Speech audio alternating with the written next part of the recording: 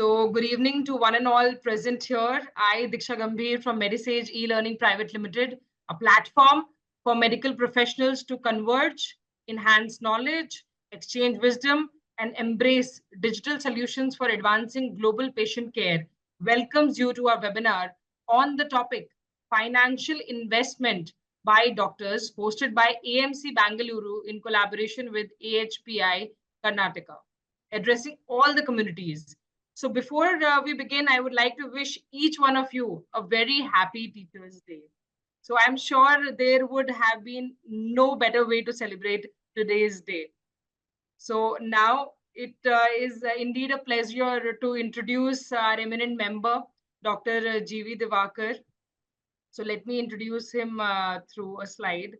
So Dr. G.V. Divakar is a managing director at the Divakar Specialty Hospital and artist, Asian Research and Training Institute for Skill Transfer, Bengaluru, Senior Professor, DNB, Senior Medical Faculty, Sankara Eye Hospital, and also holds administrative positions as President AMC, Association of Medical Consultants, Bengaluru chapter, and has been a Treasurer Scientific Committee Chairman, FANA.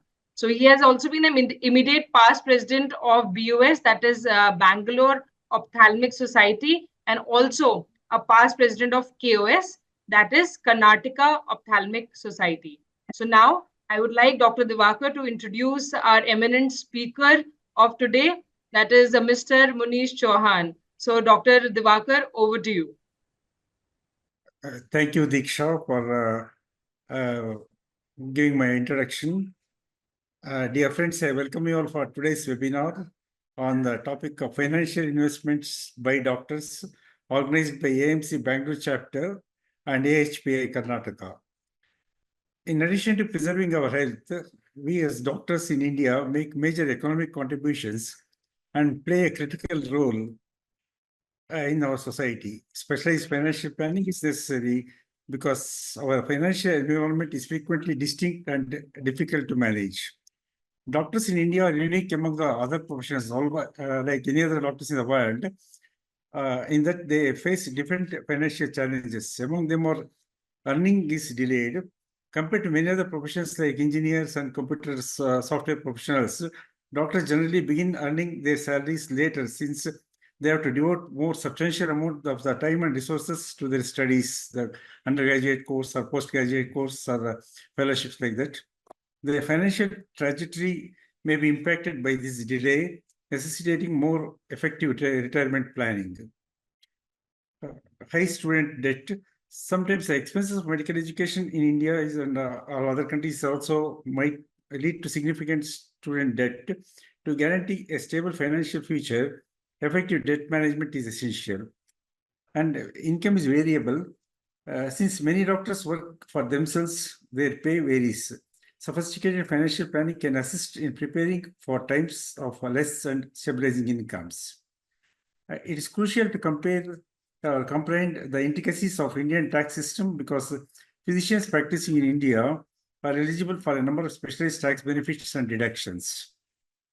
The unique investment opportunities. Doctors often have access to investment opportunities that may not be available to others, such as investments in healthcare facilities or related ventures.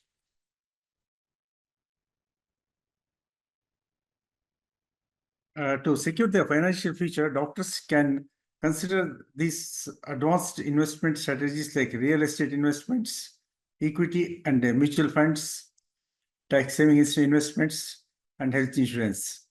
To tell us more about all these things, I welcome Mr. Munish Chauhan, who has got an experience of more than 21 years in this field. Mr. Munish Chauhan holds an MBA in finance and is a certified financial planner from FPSB USA. He has worked with prestigious organizations such as Bajaj Capital, Kotak Securities, and HSBC Investment Direct, etc. His current role for the past 3 years, he is the founder and the CEO of FinClue, where he works as an independent financial advisor and also serves as a part-time trainer with NSC. So I welcome Munish Chauhan, who is well-versed in these financial aspects, to tell us about how to how to correctly invest. Doctors can invest money and keep their retirement plans well ahead with lucrative reimbursements like that. So I hand over the welcome. Munish, want to start this lecture? Thank you. Thank you, Doctor, and thanks a lot for very nice introduction. I would also like to thank Association of Medical Consultants Chapter Bengaluru to give me this opportunity to talk on the financial investment by doctors. Unlike Dr. Divakar has actually, shared few challenges faced by doctors like taking debt during the studies and then variability in the income and then not doing a proper planning for the retirement. So similarly, I tend to create some content around it, and I'm going to share next 25 to 30 minutes about how you can take a best financial decision so that you can optimize your return. So please allow me to share my screen. Okay, So good. I'm going to talk about financial investment by doctors here. I would like to start with a very great saying by Benjamin Franklin. And investment is a knowledge which pays the best interest to you. And this statement actually reflects that you should carry a lot of knowledge to get return out of something. And in entire my presentation, I tend to give some prominent people statements so that you can correlate with the content I'm talking about. Okay, so what you can expect today. Uh, First is the understanding of financial well-being, why financial well-being is necessary for the doctors, and then action plan to achieve this financial well-being. Now, let's understand what is financial well-being. Financial well-being is nothing but something similar to have a, a healthy body where you have everything is under control so that your all body organs work in a optimal level. Similarly, on a finance field, financial well-being is nothing but a control of finance on day-to-day basis. Uh, if any emergency or any shock comes up, your finances can take manage. Unlike in a medical line, a lot of absorbs comes to a body and your body actually manages that one. So similarly, your financial bank well-being should be in such a way so that it can take any financial shock, and you should have access to a lot of information which is necessary to take a financial decision. And last but not the least, to having a plan for the future so that you can achieve your goals over a period of time. So why this financial well-being is crucial for health experts? So uh, we found that doctors have a unique challenges respect to other. One is the training period is very, very high, and the cost of the debt is very, very high. You know, and the second is the income. So income varies from time to time. It depends upon the season. And what happens is initially doctor takes a lot of loan, and once this income start coming, the first thing comes in the mind is let me settle that loan. You know, so is it worth to settle that loan or want to carry? That is another aspect which any doctor faces. I just wanted to share, don't be hurry in terms of closing your loan if you have already paid 50% of your loan. Yeah. And the third thing is the professional liability, because as a doctor, you've been doing a lot of your practice, and many a times the patients comes in and they sue for any mistake. So doctors has to actually manage that professional liability, and doctor also face a unique employment structure where few doctors are employed, few are doing independent consulting, few do a mixture of it. So that's the reason that doctors need a health expert. I would like to, share very, interesting lines where we found that doctors do a lot of hard work when they study. they do a lot of hard work in terms of doing their practice. I'm relating that hard work with a very important saying by one of the prominent speaker who has written a very famous book, Mr. Robert Kiyosaki, who has written a Rich Dad Poor Dad. He says, you work hard for your money, but does your money work equally hard for you? And that's very, very important to understand to a doctor, because you've been working so hard and earning so much of money. But what could be a scenario where your money also equally works hard for you? So I'm going to talk about it, how this money is going to work for you. I am suggesting a 7 action plan for achieving this financial well-being. So let's start. The first and the foremost thing is creating a budget. I think everybody knows, like, one should make a budget. What are your expenses? And post that you have to spend on, right? So I will not touch base much on this budget aspect.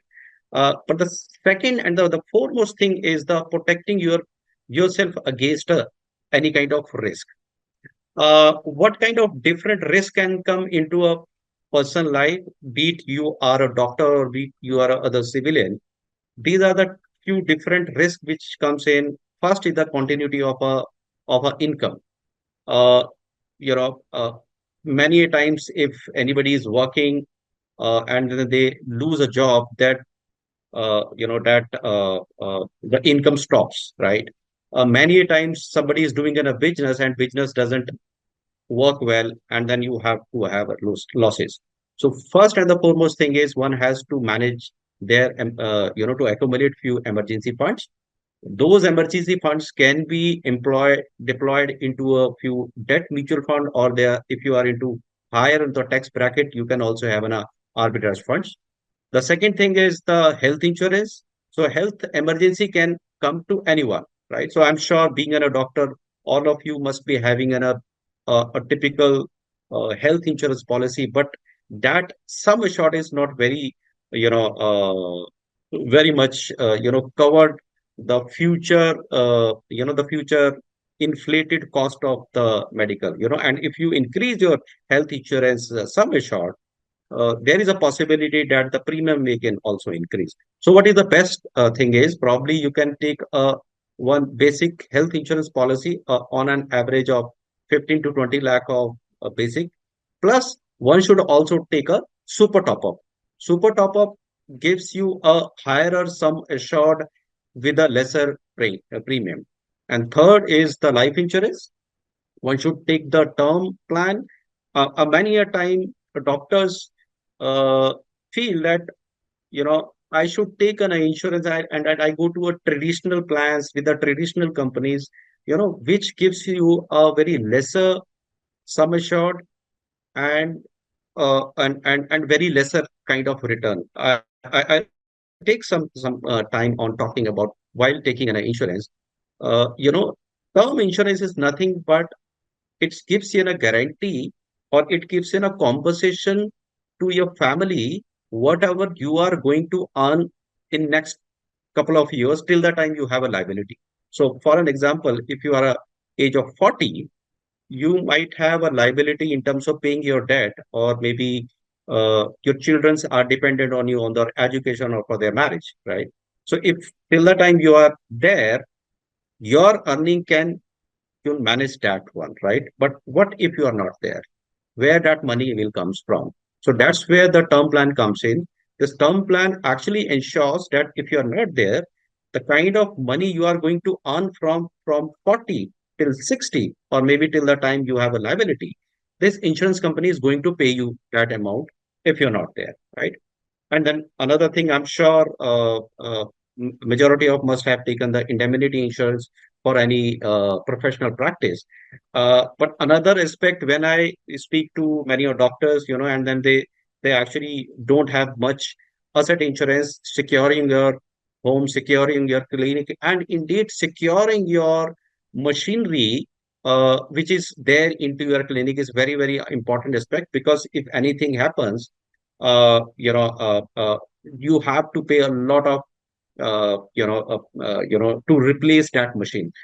I have had a very recent experience when one of doctor based out in Panchkula, his solar panels actually got vanished because of that storm.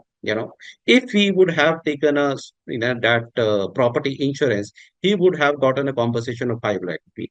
So taking asset insurance is very, very much important. And last but not the least, a third party insurance for our doctors are very, very important, especially if you have your small set of clinic, or if you are having some infrastructure where lifts are there, because if anything happens to a patient in the premises where you've been doing a practice, there is a possibility that the patient can sue you.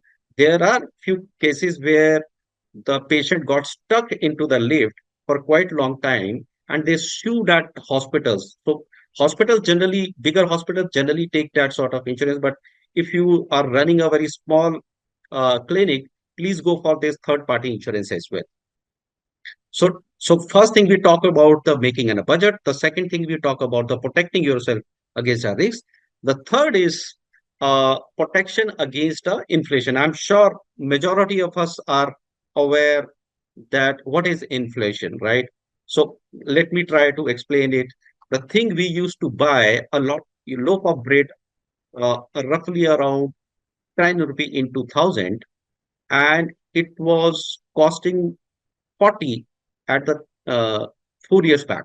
Now imagine this loaf of bread has actually, multiplied by 4 in last 20 years. What would be the cost for by 2030?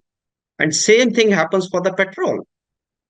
The petrol, which used to be a 28 rupee a liter in 2000, it went to 80 by 2020, and in 24, I think it is 95 rupee per liter in Gurgaon. Now imagine how much it is going to cost you in 2030.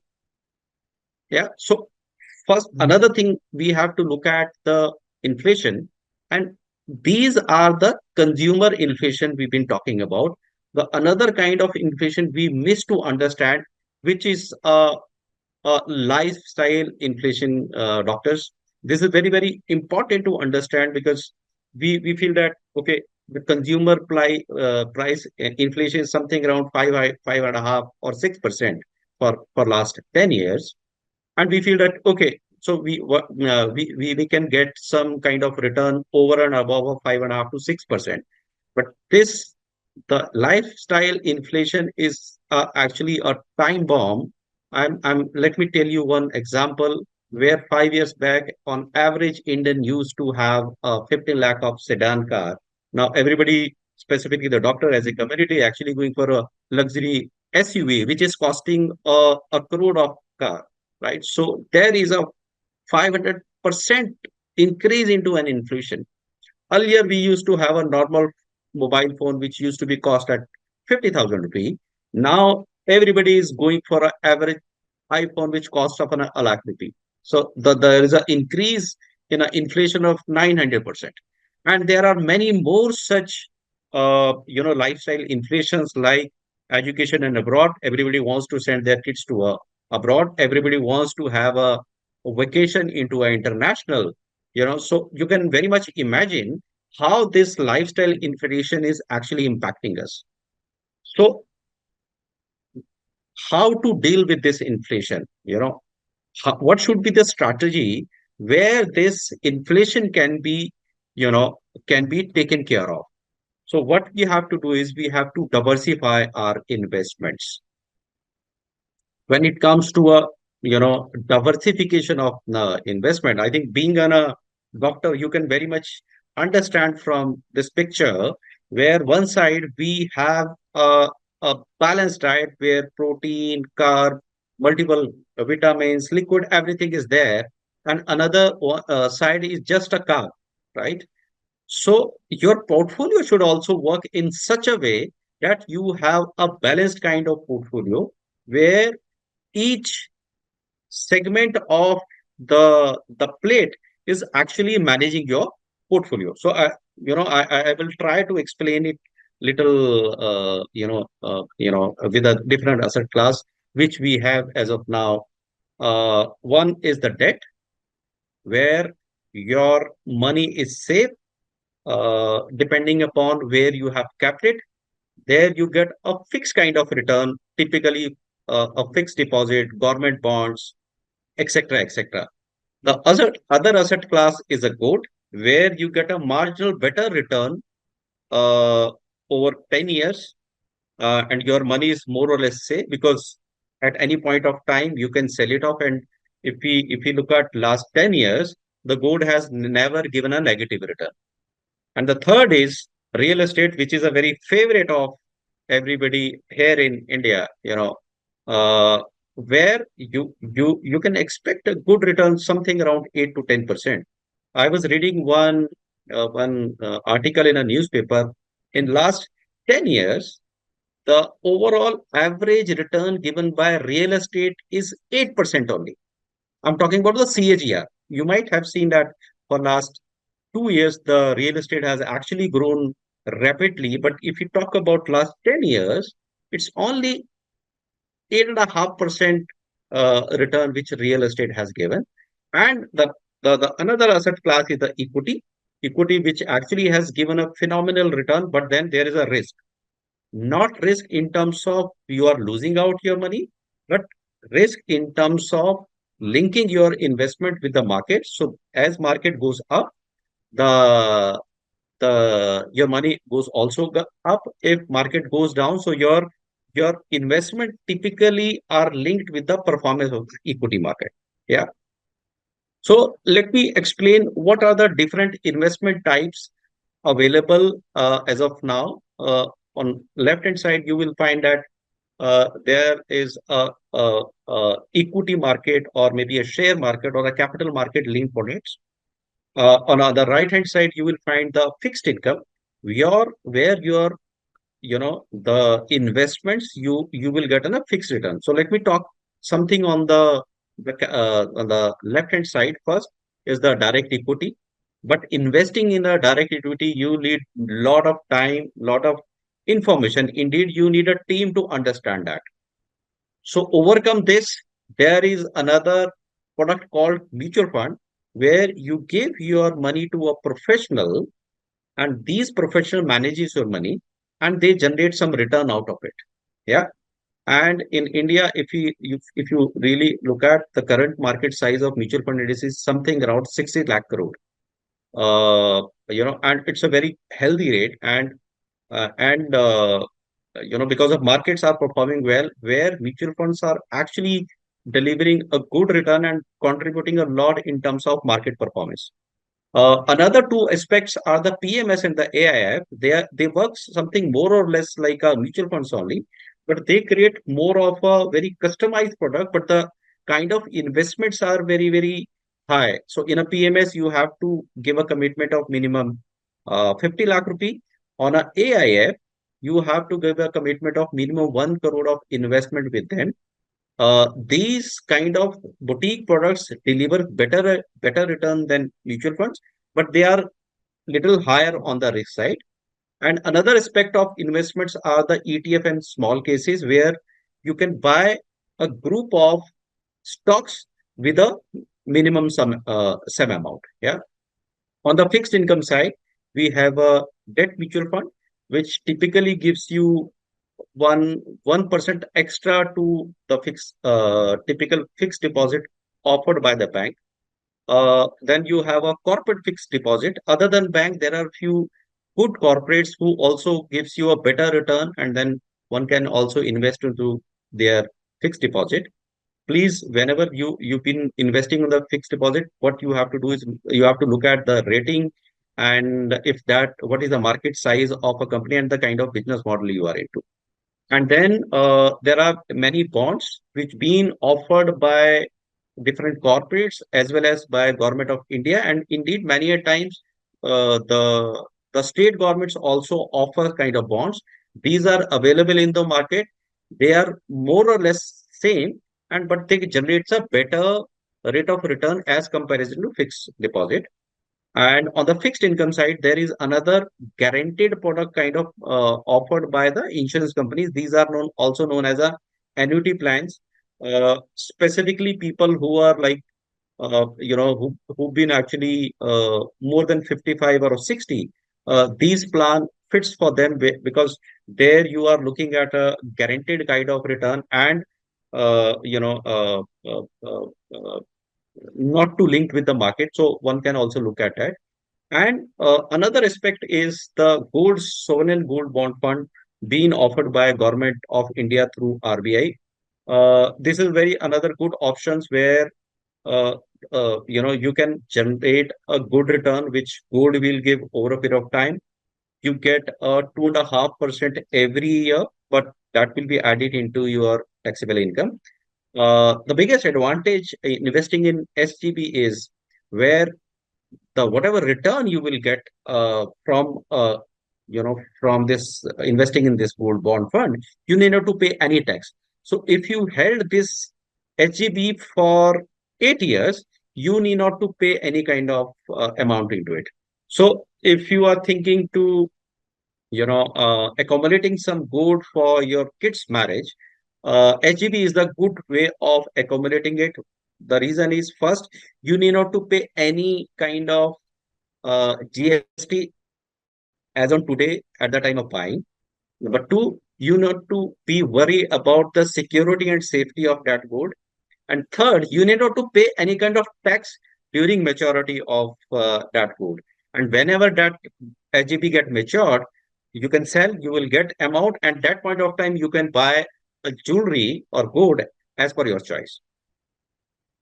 So, before choosing what product best fit to you, uh, I suggest don't just chase high returns, but be mindful to the kind of risk are associated with all these asset class. So we have covered up four aspects. One is making a budget. Second is protection to life risk against risk. Third is the protection against inflation, and fourth is a diversification of your assets. Uh, which asset allocation you have to take? Before that, I will say first you have to decide your what are your financial goals.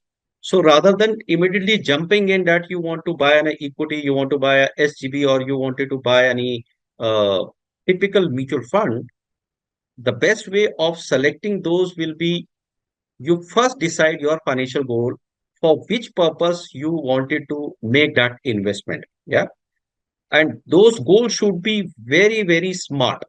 When I say smart, it means your goal should be specific, it should be measurable, it should be attainable. Don't have any goal where you find that I wanted to be 100 crore within 10 years. You have to think very logically that it should be attainable and it should be very much relevant to your life. The goal should be getting retired by the age of 50, be financially independent by age of 40.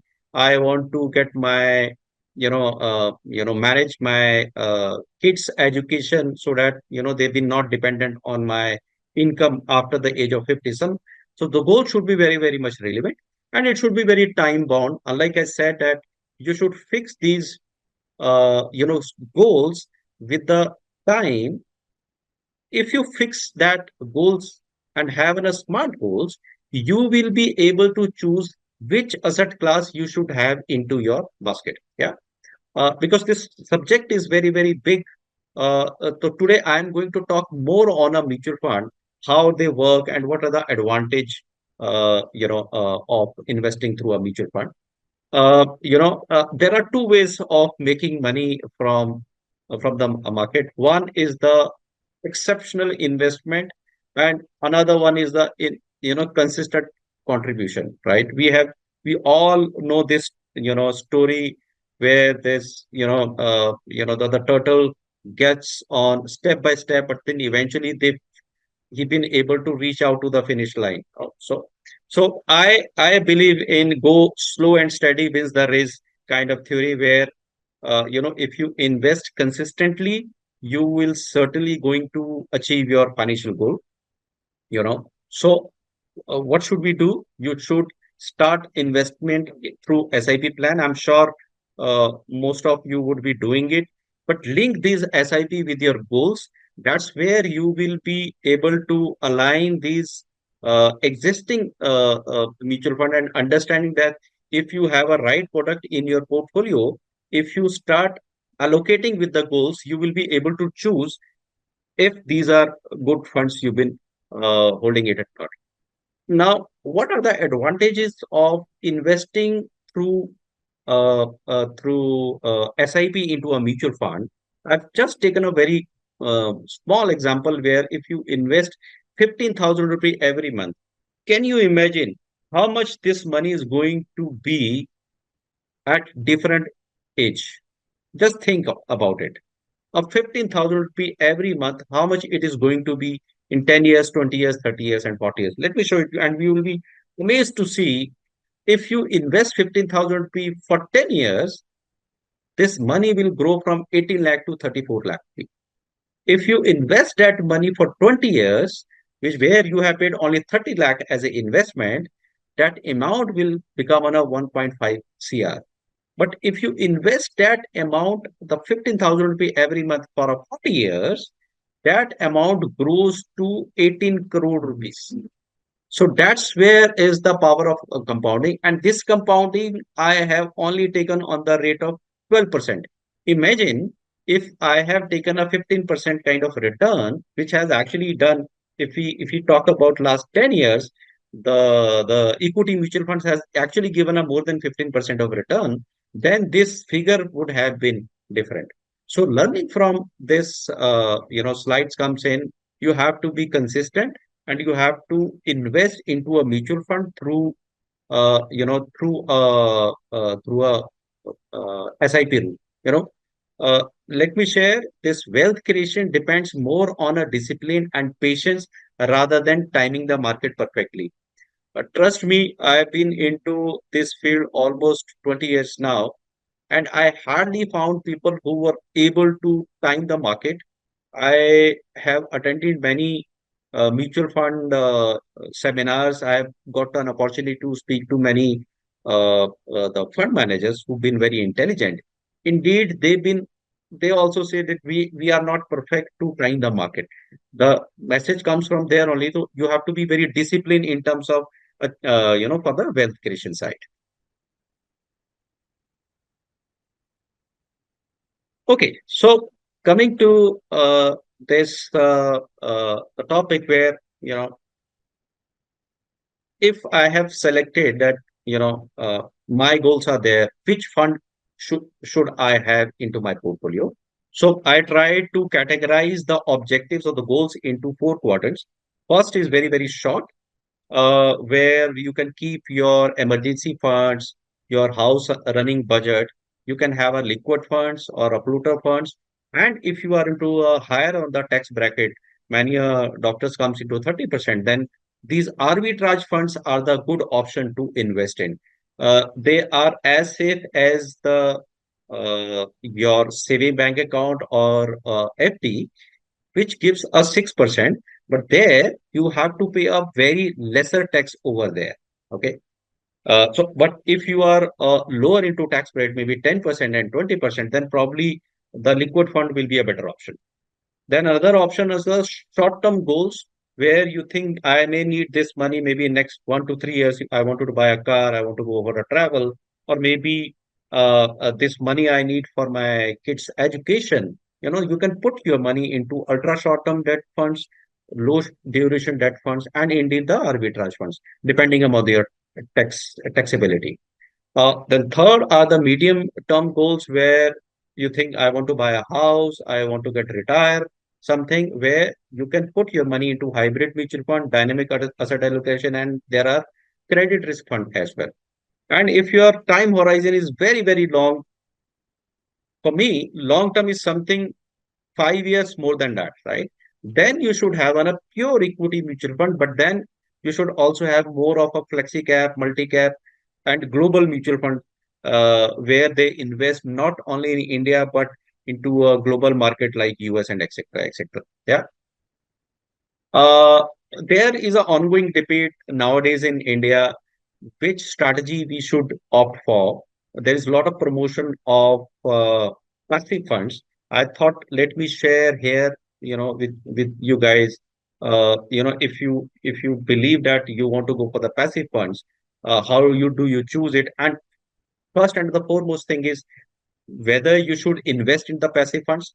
So there are two category of mutual funds. One are the actives, where the fund managers actively managing your portfolio. On a passive side, it is again on a mutual fund, but there is no role of mutual fund, fund manager, and they just buy a script one time and they leave it. Okay. Uh, because in an active mutual fund side, fund manager rules comes in. There is a team who works in the background. The research team is there. The fund manager team is there. Is a lot of other aspects are there. So they do charge some fee for your fund, right? But on the passive fund, in index funds, there is no role of any fund manager in the research team. So expenses are low. But the advantage of having an active fund is there's a possibility that they have a potential to outperform. And if you see specifically on the large cap side, when I say large cap, so in India, top 50 company comes into a large cap side. So if you see their passive funds are actually performed well, but other than large cap funds, mid, small, multi, or maybe sectoral fund, where fund managers rules comes in, they have actually deliver a better return. So if Nifty has given a 15% return, these active funds are actually deliver a 18% or a 19% return.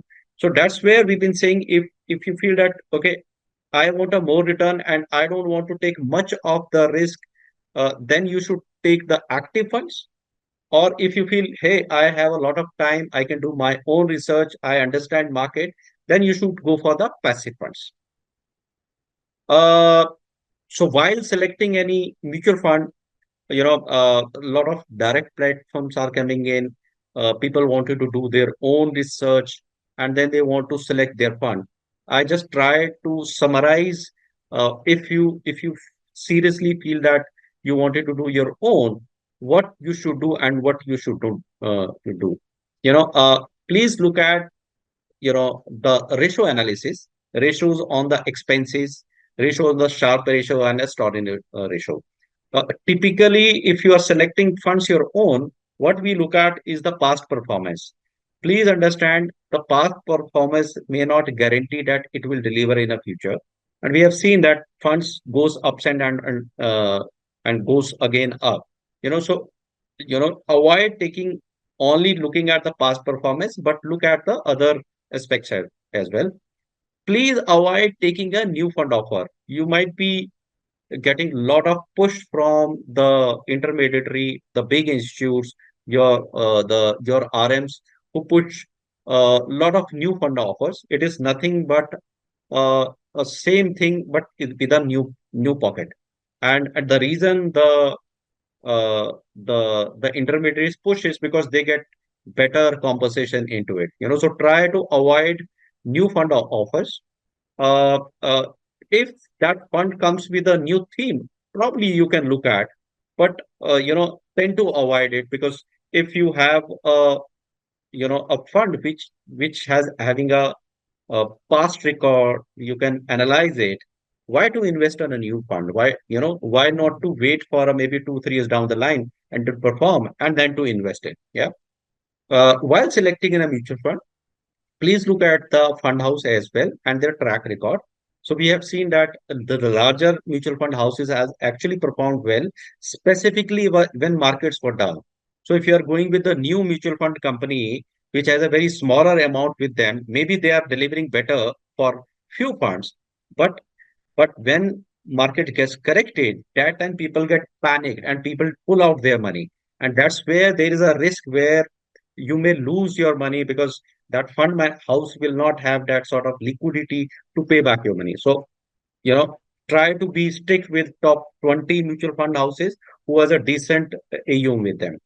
And third is also review the fund manager's consistency.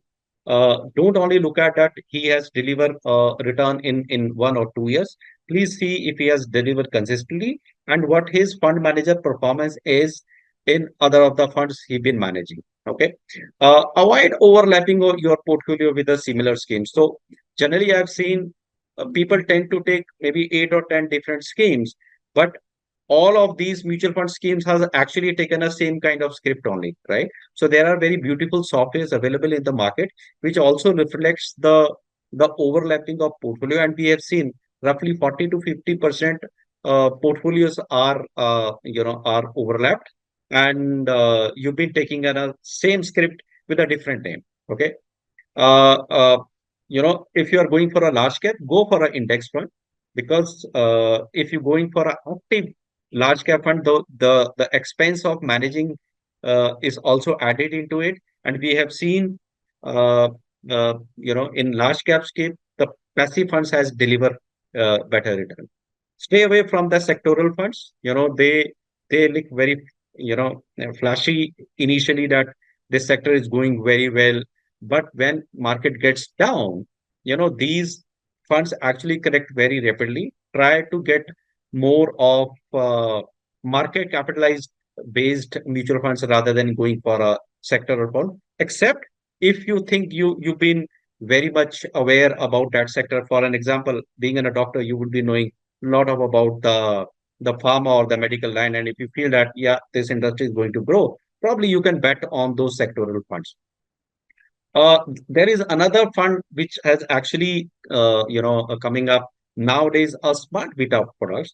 They are mixture of active plus passive strategies where there is no fund managers, but what they do is they pick few stocks from the index, and based on different parameters, and they buy and sell.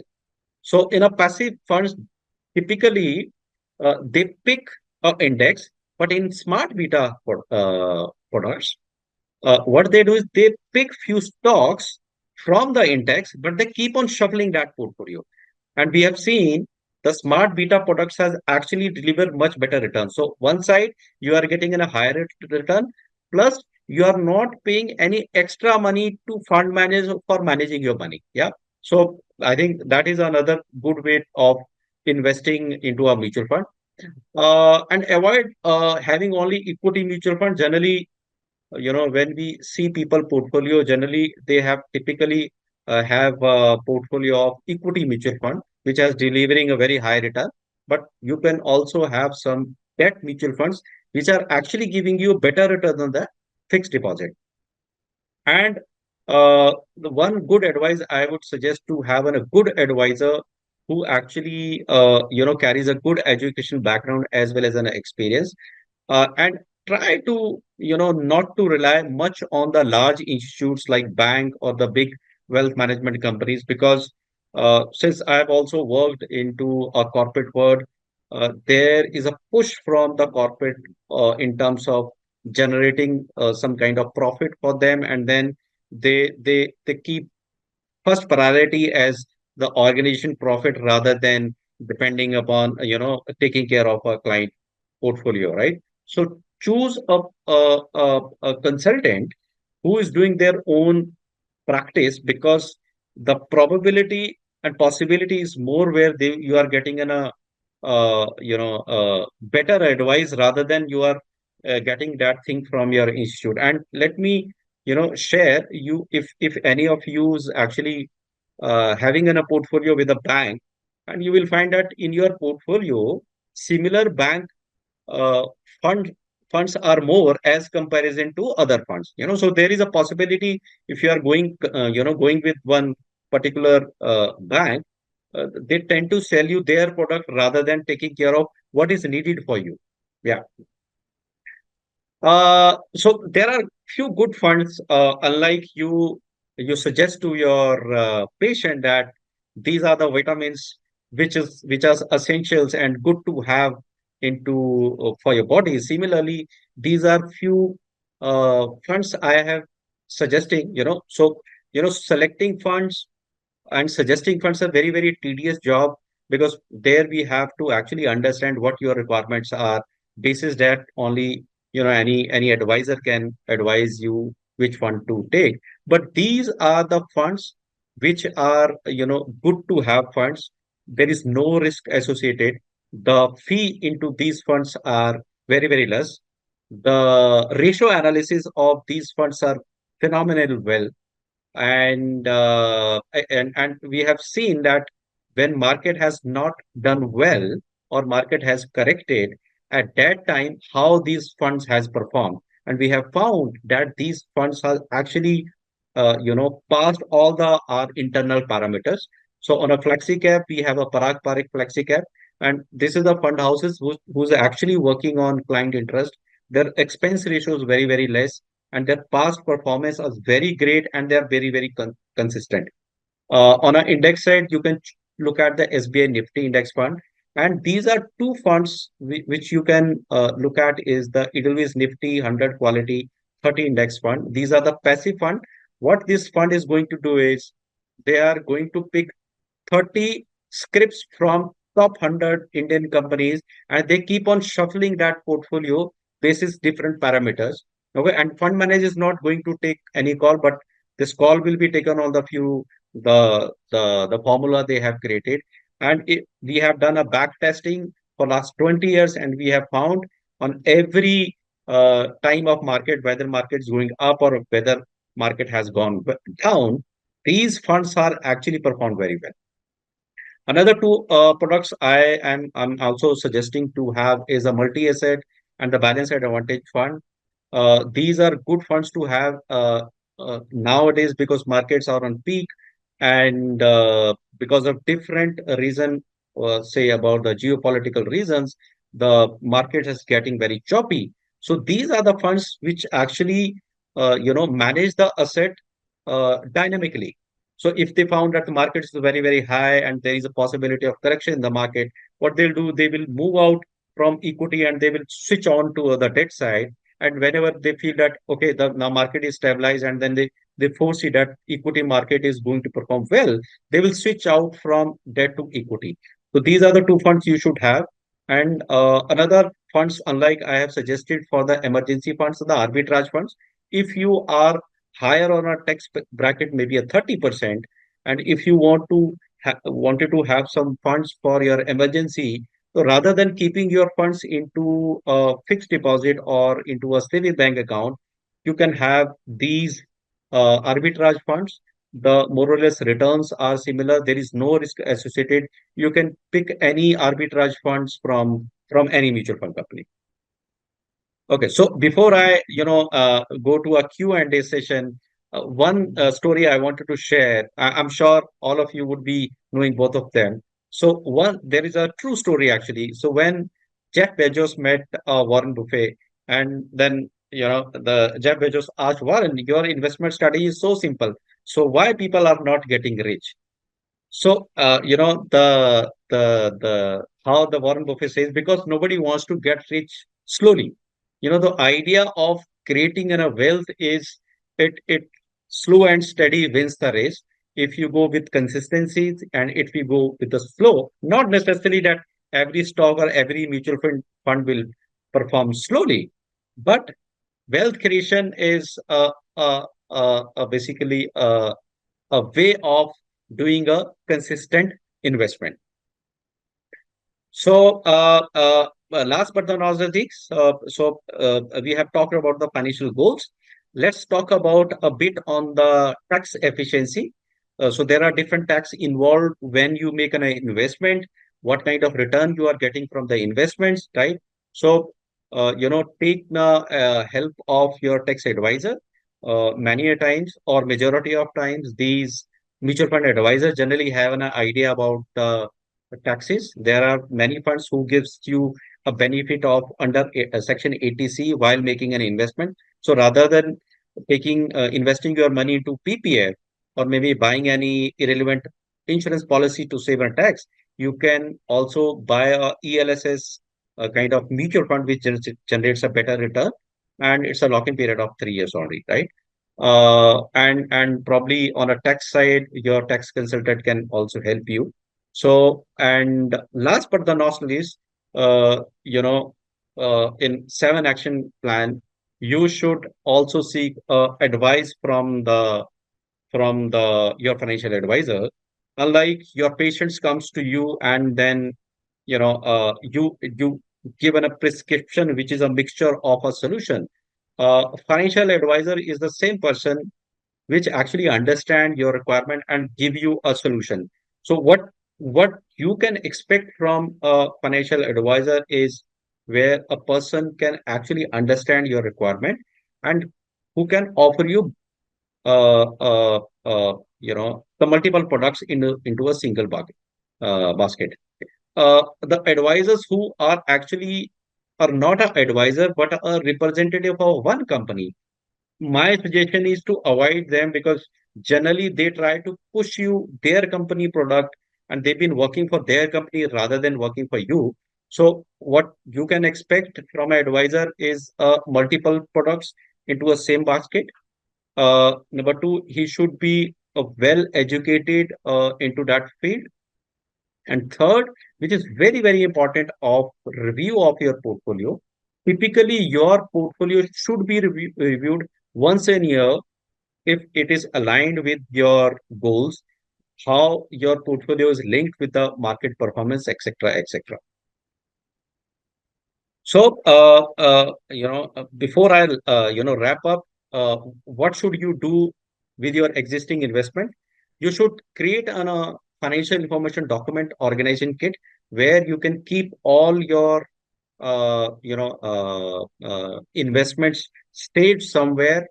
We have created one this FIDOC document. We have a soft copy and hard copy. If anybody of you want it, probably you can ask from us. My team will share the soft and hard copy both. Many a time we are missing it. We've been saving it into a Excel, and then we're putting a lot of passwords. I came across many a times where person is no more, and then family has no clue about where their investments are, right? So please maintain all your existing investment into a one organizer kit. If you have, very good. If you don't have, we can provide you free of cost the soft copy as well as a hard copy. Before I end up, I want to conclude with this statement. The sad thing is many people learn how to manage money after they made a lot of financial mistake, and sometimes that take decades to fix. Yeah. So don't take that mistakes. Learn from your experience and learn from the kind of sessions you have from today. So what are the learning and what are the quick actions one should do?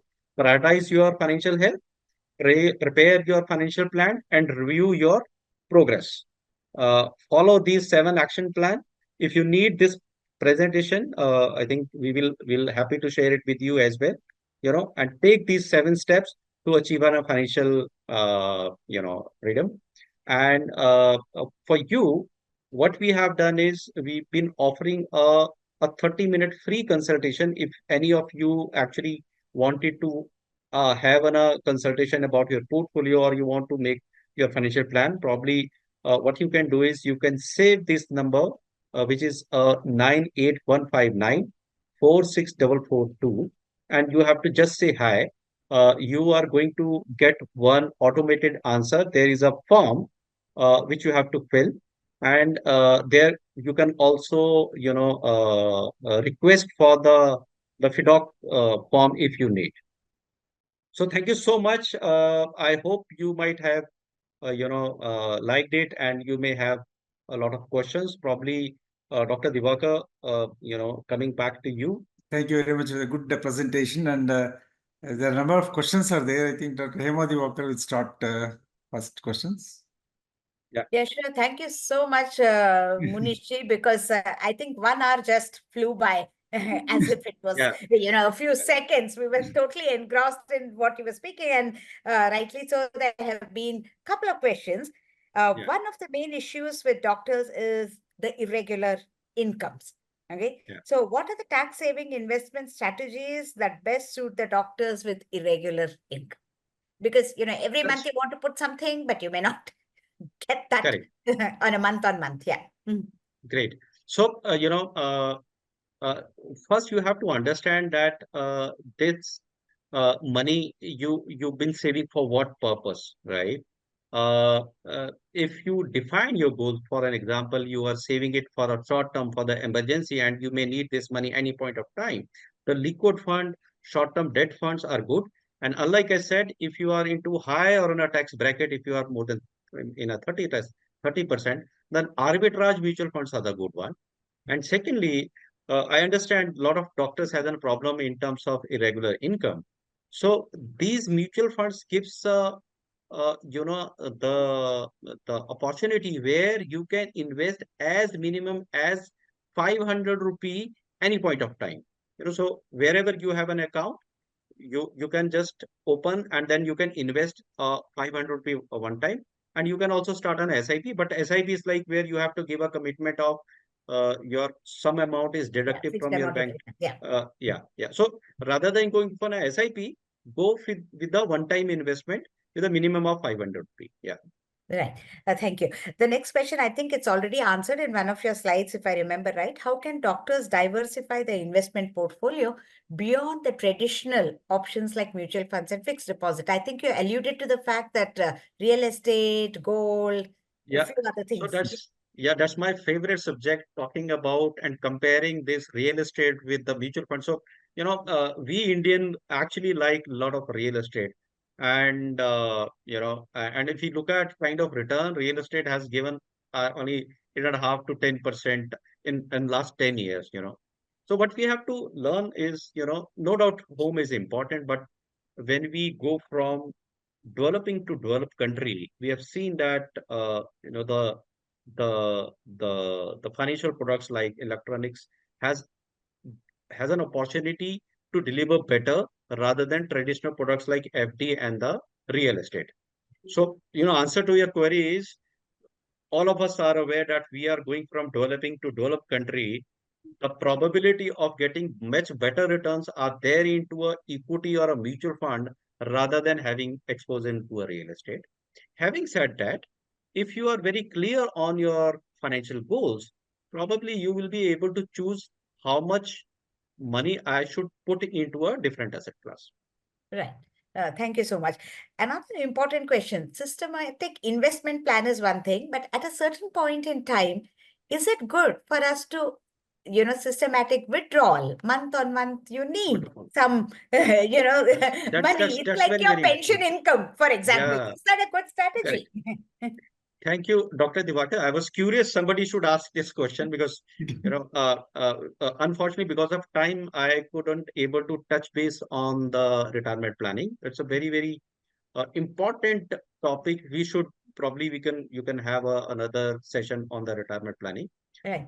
Yeah, because many people wanted to early retirement and there is no safeguard from the government. So Yeah. there are different asset class where you should put in your money. The mutual funds, of course, are there. NPS is there. PF is also there. And then, like I said, you can also buy the annuity from the insurance companies. But on a mutual fund, there is a term called as SWP, Systematic Withdrawal Plan. Yes. So unlike in a SIP, you decide that this fixed amount will be invested in the time of investing. Similarly, a fixed amount will be given back to you as a SWP. There are two advantages. One, you are saving at a tax because government of India charge you a tax on the basis of kind of profit you make in a one financial year. Yeah. So since you are withdrawing this money slowly and gradually, you are making lesser of profit in that particular financial year. So you have saved the tax. Number two, your rest of the money is also generating some kind of return. Right? So it's a very good strategy to go with the SWP, while withdrawing your money. Yeah. Yeah. So suppose, you know that in another 3 years' time, mostly you're going to, start winding down, and you already have your SIPs parked there for maybe 15 years. It's time to start, using your money for your comfort in a way. Yeah. Correct. Is that Yeah, correct? yeah. So I think, my suggestion is to hire a smart financial consultant Sure. Because what happens is, markets goes very rapidly. And if you have actually defined your goals, and unlike you said, if you are getting retired early, or you want to have a control on those finances, ideally you should shift from those equity mutual fund to another mutual fund where there is a less of volatility. Yeah. Generally, what we do is, we generally mark those investment with the year. And if anybody is getting retired, so we redeem that fund, or we shift some of the equity mutual fund to a debt fund. But we are not redeeming all 100%, because for next 3 years money, which you may require after your retirement, has to be kept into a debt fund, which is generating 6 to 7%. But the money which you are going to get after 75 years of age has to be keep it in the equity, which is generating 12 to 15% return. But if you have a smart, advisor, probably Advisor. they can work it around that. Yeah, excellent. Thank you so much. It's a very, very insightful answer to remember. There are two questions related to each other, and this too is very interesting. Is it too risky to invest in a new business when you are Yeah. about 65 years of age? Example, the new health tech or AI, which is exciting many of us, and then, some want to put in the startups. The same question is asked in a different way. What are the pros and cons of doctors investing in healthcare startups or ventures outside of their expertise? Because health tech is now big. We as Correct. healthcare players can give the technical expertise, but the tech guys are, running far ahead with that. And we know Absolutely. that we have to be in that space. Yeah. And unless there is some mutual, level playing, it just gets all lopsided. So these are two Yeah. allied questions that many of the senior doctors who are high net worth individuals want to put in their money with the tech guys, the park Yeah. there, to see Right. whether they can scale up. Is it too risky, Yeah. or we say it's not? So, all right. So It's let me answer business it. at a retirement Yeah. age.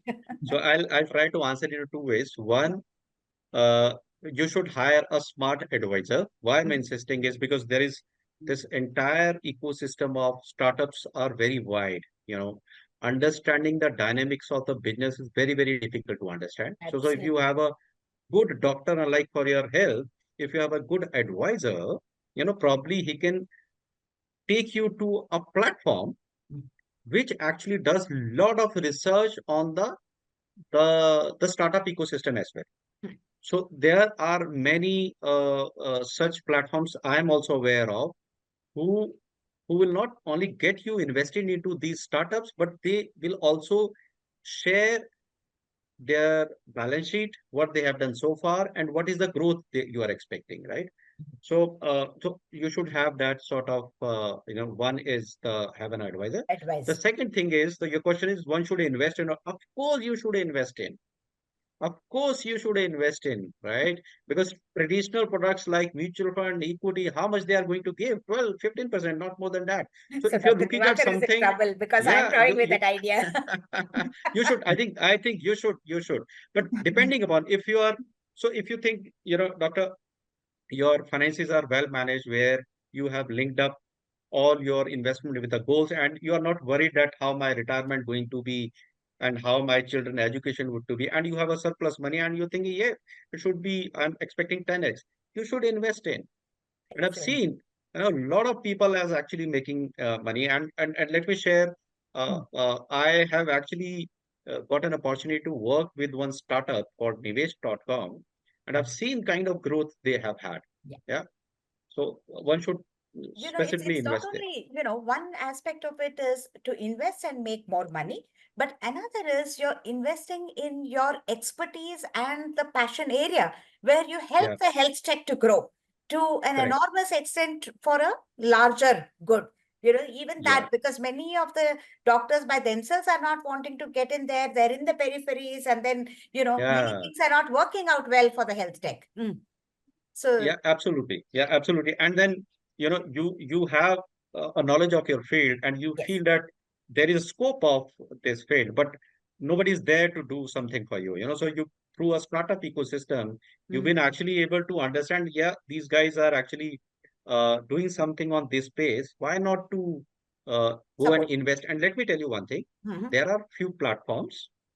If you want to go as a investor there are few platforms who take you as an advisor on their platform also. There you can also mentor Yes. the founders as well and give your inputs as well. Yes, because the co-founding, ecosystem which Yeah, exists, and we can add a lot of value by giving the content of what yeah. needs to be done on the tech platform. So that's interesting. Just a couple of more questions, which I will ask Dr. Divakar to voice out. Okay. Thank you so much, Munish. Thank you. Are there any schemes which are not taxable? That is, because taxes we are paying more than 40% tax. To Yeah. avoid it, are there any schemes, saving schemes? So, doctor, the taxes are three kind of. One, how much you are paying at the time of investment. So typically, government has given us very low bandwidth where we can only save some amount under ATC. And then being a doctor, you can save 50, you can showcase 50% of your earning as an expense, right? Then second is the return kind of return you get during that period of time. That actually depends on the equity or debt allocation view where you have invested, how much you have invested when you are getting matured. There is short-term capital gain and long-term capital gains, right? And third is at the time of maturity, right? So unlike PPF is you don't have to pay any tax. NPS is another good option where your 60% of the corpus at the time of withdrawal are not taxable. And out of 40%, you invest to buy an annuity, and that annuity is actually taxable. But that annuity is if only taxable if your income is more than 7 lakh rupees. This is one. SGB is also a very good option, where you can invest in a gold and not paying any GST and not paying any capital gain tax. But then you have to have that for long period of time. Otherwise, government of any government actually is there to looking at the taxes. Can we keep money in the foreign banks? Is it advisable? No, I generally don't recommend it because there are the treaty between government of India and majority of the countries where they share your lot of info with respect to the money you've been sharing in. And I think more and more countries is coming in into that treatment. So very, very difficult now actually to, avoid that sort of thing. Yes, you can reduce it with a meaningful way. What is the arbitrage fund? You 2-3 times you expressed Okay. them. What is it? All right. So arbitrage are nothing but they actually tend to get a opportunity between two markets.